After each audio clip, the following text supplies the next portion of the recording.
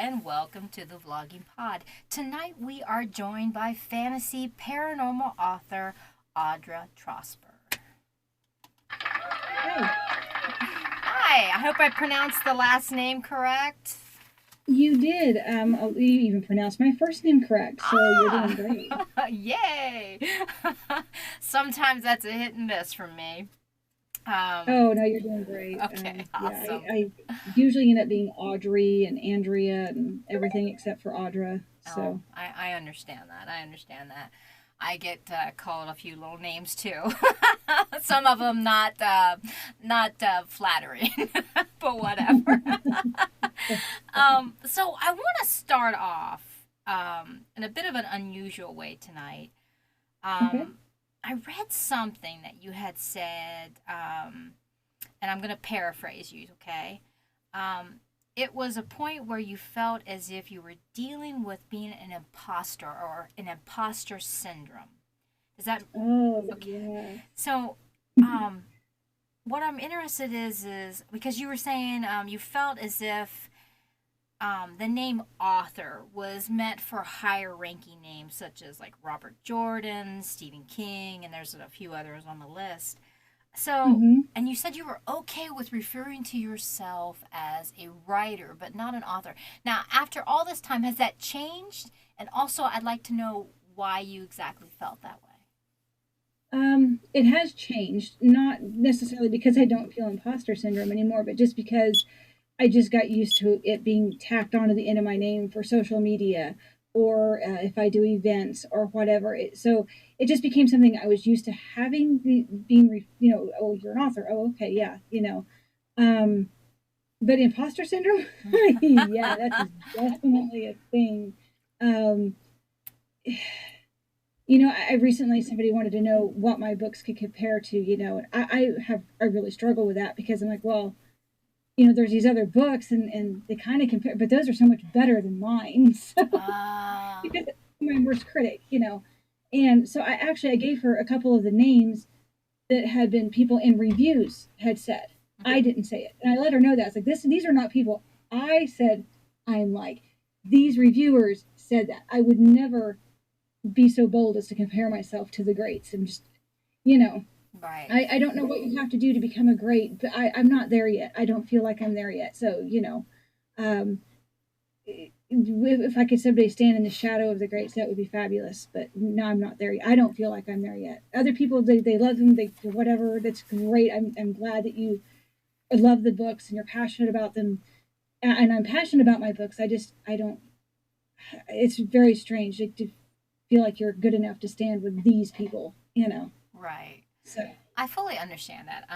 Sometimes people ask me about my books or that they want to get my books, and I'm like, uh. Yeah, well, yeah, okay. Oh, I love that kind of stuff. I've read this person and that person.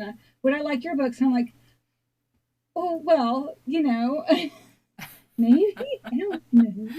um, Would you? Well, it's funny enough. I've actually read an article, and I can't remember which one it was, but it was one of the people I consider the greats. And he there was a commentary for him that he felt the same thing in with even though he was already a great. So I don't know if it ever goes away. Maybe even Stephen King sometimes wonders. I don't know.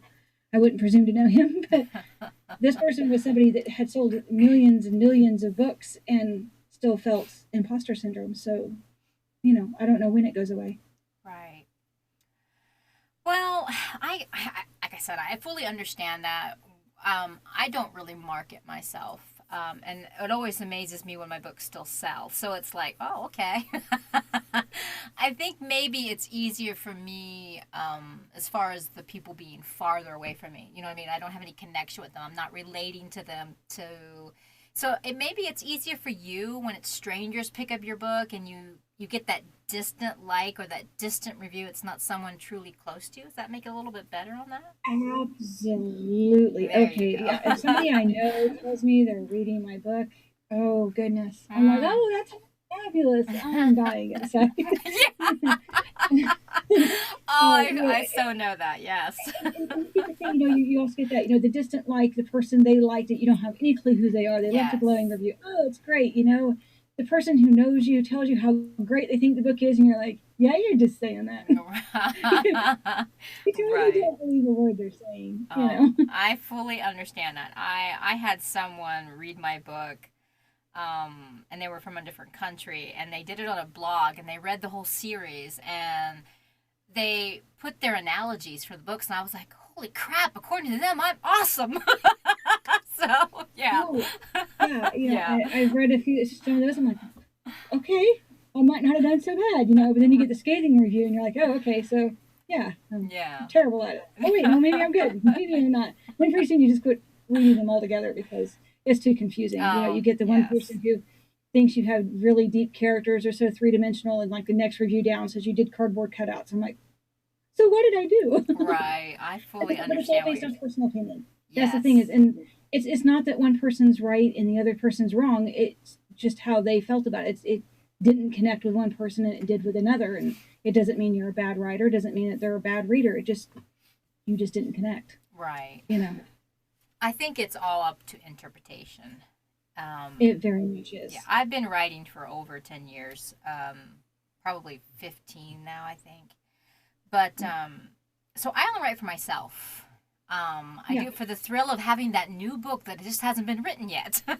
Yes. The And new if characters, the new right, story. and if someone else likes it, then that's the Fabulous. extra. Yes, that's just the extra additive to keep you going. But I don't read reviews Mhm. anymore. I just don't. I don't even go down that rabbit hole. I can understand that. I lost sight of that for a little while actually.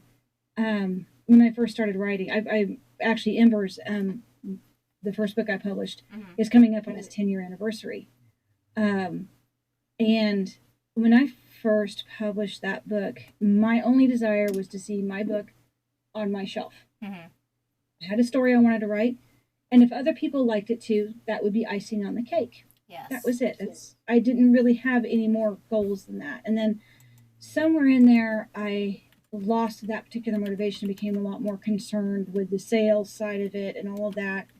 And it burnt me out for a little while. There was like a huge gap between Betrayed, the second book of my Raven Daughter series, and Chosen, the third book. Mm-hmm. And that is because of burnout. I was just burnt out and I was really struggling with a lot of writer's block because of it. And I had to remember why I started writing to begin with. Right. And it wasn't about sales. I mean, are they great when again? Yeah. Um, but it wasn't about that. It wasn't about securing all the reviews and stuff. Is it nice when that kind of stuff happens? It is. But I don't stress myself completely out trying to market nonstop and do all that stuff anymore because I just can't. Right. Not hang on to my writing, and I like the writing too much to worry about the rest. So, um, yeah, I just to me it's back to I want to see my book. I want to tell my story the way I want to tell it, and if other people happen to like what I've done, that's fabulous. Right. I can understand that. Just even like doing what I'm doing currently, like the podcast. Um, these are just ways for me to be able to keep in touch with what I'm doing, but not getting what you were talking about burnout. You see what I'm saying? Because I'm doing Oh yes. something, a fun part of the other side of what I'm doing, like Mm-hmm. speaking with someone like you and promoting that. And so that gives me more energy toward what I'm writing, if that makes any sense. So it That keeps it makes a lot. fresh, right? It keeps it fresh and it's still something new with what I'm doing. So I Yeah. understand that. So as we talk about you being a writer, let's talk about research. Tell me Okay. your process of researching your locales for your books, My what? your locations for your books. My locations? Mm-hmm. Oh, um, well, that honestly depends on the book. Well, because like my Dragon's Call, that's all second world. None of that is in this world, so all the locations are just in my head. Mm-hmm. um, my bound books, I well, it was mainly internet research. I would have loved to have gone to Georgia and researched for Bound by Time and stuff. So I mean, I had to do a lot of internet searches on that and stuff, and talk with people I know who live down there. And then the same for Bound by Legend, which took place in Denver, Colorado. I have a friend who lives over that way, and she really helped me with a lot of that. Mm-hmm. And I didn't really have a lot of too many locations. in this world in the Raven Daughter series. There were some, but one was just some random place in the probably southern Texas, at a Tex-Mex restaurant. They came through the veil and had dinner there, you know. So it wasn't anything I really needed to delve into too much. The San Francisco part in the beginning was easy. I've been through there. Mm-hmm. So yeah, a lot of the locations, those were pretty easy. In Bound by Time, she goes through Oklahoma and into Kansas. Well, I live in Kansas, so she actually goes to Wichita, Kansas in it. That was easy because I've been there. I've lived there. So Well, I wanna backtrack. okay, Now, mind you, I have questions written out, but when we talk, I usually, you know what I mean. I yeah, ad that's lib a fine. little Yeah, bit. that's Yeah, I fine. ad lib a little bit. So as we've been talking, and you mentioned to me based on my first question to you this evening, about not feeling like an author, but more okay with calling yourself a writer. I find that Mm-hmm. interesting because I'm looking at your website as you're speaking to me, and you have your U.S. Today best-selling. So, with that kind of, you know what I mean, that kind of elevation to your name, is it? Do you still find yourself always thinking that not putting yourself to the acclaim of other writers or other authors, I should say?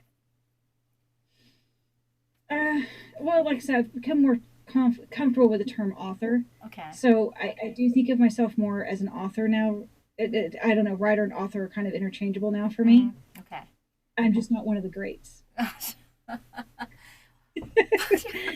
That's how I think. I'm just not one of the greats, you Right. know. Well, Um, I think that's something as more claim comes to you. I think it's something that I mean, will soften you that have to for you.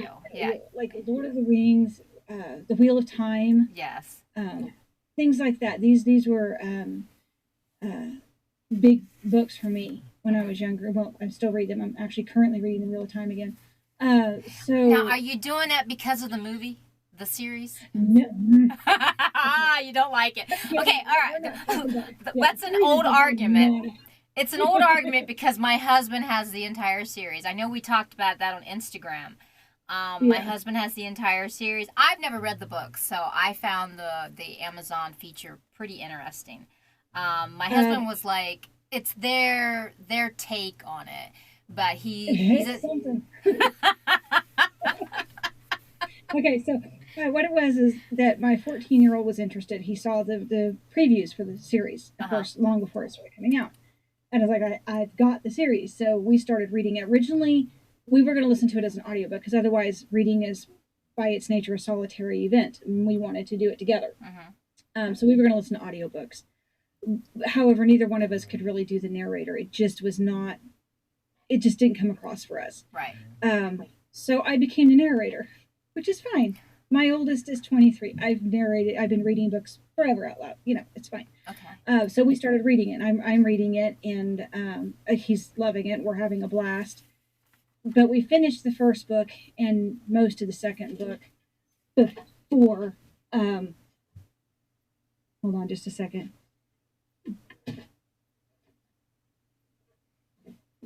Anyway, before the show came out, and so sat down to watch it, and I think my son was yelling at the TV more than I was. I'm a much longer term fan. I started reading back in the early 90s and have reread the series every time a new book came out. So I've read it a lot.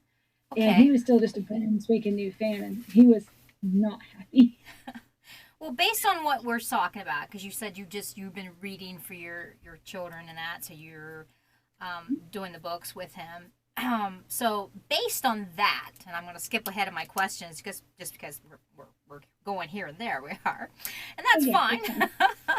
It's all But good. I'm good. right, based on what we were talking about, that's where I can fit a question in. See how good I am. Um, so anyone who knows me or listen to the podcast knows that I love audibles. Okay, I just do. They Mhm. free me up. I can do them, and also I have my own sound booth. Something I'm trying to do myself. But I'm Ooh, fun. yeah, oh yeah, that's a whole other story. We don't got enough time for that one. But no. What I'm curious is about a bound novel series because I believe you had both books on Audibles. So Hmm. with that, now I believe you have your own narrator, or did you narrate them by any chance? No. No. Okay. I actually have Raven Daughter and the Bound series are all an audiobook, actually. Okay. And Dragon's Call was, but the contract ended with the narrator, and I decided to renew with a different narrator this time, and he's, I believe, currently working on Embers. Okay. Um, Now that's Raven's so, Daughter. That is the newest. Yes. yes, that is the Okay. newest series. Okay. Yeah. The Bound series, I actually had two different narrators for. Actually, a guy narrated the second one. Okay. He did a really good job. The first one, the lady did a fabulous job. I have no complaints. Unfortunately for her, um, that book, Bound by Time, originally, it didn't go out like it should have. Right. That was my fault. I allowed somebody I was working with to not, it didn't get directed the way it needed to go. Right. And so when I left that particular company, I actually redid Bound by Time, the written ones, the way that it should have been to Okay. begin with, the way it was supposed to be and meant to be. And Okay. it's much better now. Gotcha. But the narrator, of course, had already done the audio a couple 3 years previous to that, so it's the old version of it. She still did a great job with it. I don't Right. have any complaints. Would you have ever thought about doing it yourself? I have. I've heard myself on recording. Kind of like, Yes. I'm That not sure anybody actually wants to listen to this for too long. So, that is. also, I'm not sure I could do enough. They're so talented with the voices. The lady who did my Raven Daughter series, Suzanne, I cannot pronounce her last name. I sound really bad. I feel bad about that, but I can't pronounce it, so I'm not going to butcher it here. Okay. Uh, That's all right. she did a fabulous job. I mean, she was able to do the different voices and stuff for the people, and she did a really good job. Mm-hmm. So It's very challenging. I That is one thing I will admit about doing them myself. I'm very picky, and I redo them and I redo them and I redo them. So I think it's worse being my own engineer. I think that's the hardest yeah, part. Not so much reading. I'm okay with doing other voices, but the engineer part, it is a little bit more of a challenge. You wouldn't think it yeah. would be, but it is. So with our talk over your books of the bound novel, which by the way have dark angels in them, let's Mhm. talk about how I've heard you say you don't create characters. How does that work out for uh, well, it makes me sound insane, but they show up. They're in my head. They're there. Like I said, I once likened it to a waiting room with out of date magazines, and they're all just sitting around and they're waiting. And occasionally, new ones come in, and then like take a number and they go sit down. And then I have some when Bound by Time, when I went to go write it, the characters just kind of barged in and went to the counter, and they're like, "Hey, we need to be written like now, now, now, now, now, now," and they got in front of everybody else. Some of the other characters were a little miffed about that, but it happened. And then, like with Joe for Raven Daughter, she showed up in my head, and I've always written in third person. And I'd go to write her, and I kept trying to write in third, and it kept changing to first. And the character Joe, she's like, "Would you just get out of my way and let me tell my story?" I'm like, "Okay, fine." So I shut up and got out of her way and let her tell her story. you? Right. She was happy. That's good to know. I'm not talking to myself, I'm talking to the characters in my head. Oh yes, yeah. I understand that. Understand that completely. So, with our ongoing talk about your books, I want to take a moment and indulge ourselves over the Dragon's Call series. Can you give us some more details about that? Oh, what do you want to know about it? Well, just let's tell us how the story came about and tell us the overall generals. Don't give anything away, but give us the general story based on what we're going into. It's Something to tempt us, to dive us in. it's very much your good versus evil story. There is not a lot of great characters necessarily. It's very much good versus evil, dark versus light. I had a lot of fun with it. You have they're not fighting against like an evil god or anything, though. They're actually fighting against other evil dragons and people. That's where the evil in the world comes from. It's from other people and stuff. It's not something supernatural as far as that goes. Um, you get there's there's multiple POV characters from a lot of different walks in life, and it's about their struggle to become who they are and figure out that because of magic and dragons, they're not remembered well. In fact, it's illegal to use magic, and dragons are thought gone, and they're not. And you're not going to go crazy if you use magic. Uh, and so they have to come to grips with that, and they have to help the world come to grips with that too, because otherwise, the bad dragons are going to take everything over. It's not going to go well for anybody. So Nice. Nice. So magic's gone and dragons are the dragons are dragons are gone. Magic is still there, but people who are found to use it they're just executed. Oh, Most of them wow. just turn themselves in because they all think they're going to go insane and kill everybody around them, and they don't want to do that, so they just turn themselves in. They're like, "Yeah, this is bad. Let me go." So this is So it's a 3 book series, yes. it Are is. is it finished or is there any more to come on it? It is technically finished. All Okay. everything's all wrapped up. I am going to write another book in it, Okay. but everything that you need wrapped up in this one's. I just left a door open to explore more stories. But there's Nice. this yeah. Okay, well, I like dragons and I like books with a lot of them in this series, so I'll keep that one on my my WIP. If you like a good bond between writer and dragon, it has that. There's some romance in there. It's romance on the side. It's not the main focus of the story, but it is their friendships. Excuse me, No problem. are a Um, big thing in it. So, well, my timer just went off. However, I want to ask okay, you one more final question before I let you go. okay, no Um, problem. let's talk about you had an interview in about 2016, okay?